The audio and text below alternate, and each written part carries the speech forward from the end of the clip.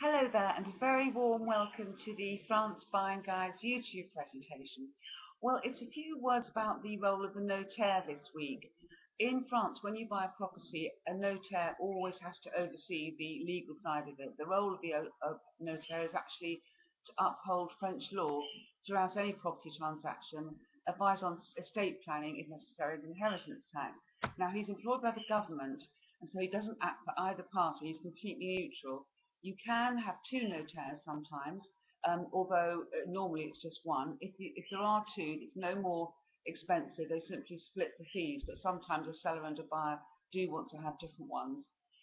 Now, these institutions of notaire actually dates back hundreds of years, and the notaire has always worked for the state as a certifier generally of all legal documents. So during a property sale, the notaire ensures all the proceedings comply with French law. Whether the property is bought through the notaire or through an agence immobilière, a notaire still has to oversee the whole of the legal aspects.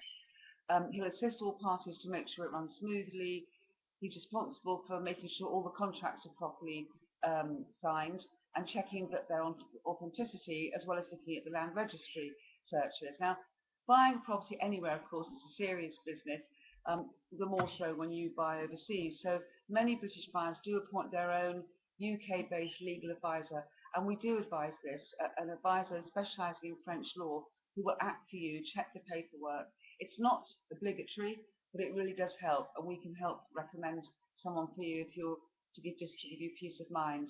The compromis de vente, which is equivalent to our exchange of contracts in England, is binding once it's signed by both parties, and it's vital to have it worded correctly with all suspended clauses in there, such as if it depends on a mortgage or a loan of some sort. The notaire might advise on ways of buying property, whether through an individual or a company, SCI, and here again, it's wise really to have your own lawyer, so that because the French inheritance tax and succession law is different here than it is in England.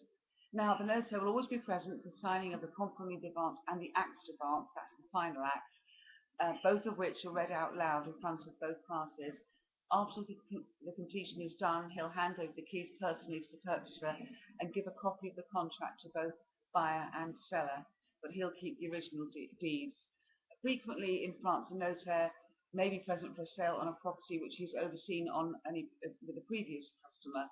This can be advantageous since he'll already obviously have the paperwork with him from the previous sale. Now, the fees are normally something between 2 and 8% of the property price on a sliding scale. The cheaper the property, the higher the percentage. But the fees are actually set in stone. It's not the notaire who decides. It's actually decided by government, so you can't really get out of those. Anyway, that's it for now. The property system in France actually, I think, works extremely well. It's much more secure. When you go to sign a compromis de vente and it's signed by both parties, you have to go ahead with it. There's no real gazumping here, so that's good news.